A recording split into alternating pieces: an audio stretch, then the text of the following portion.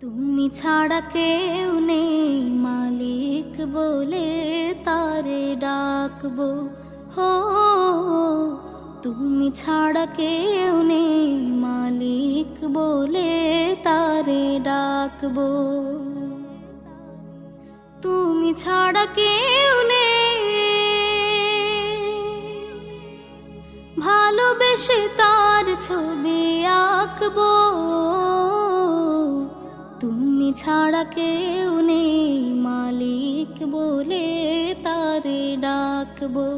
হো তুমি ছাড়া কেউ নেই মাবুদ বলে তারে ডাকবো।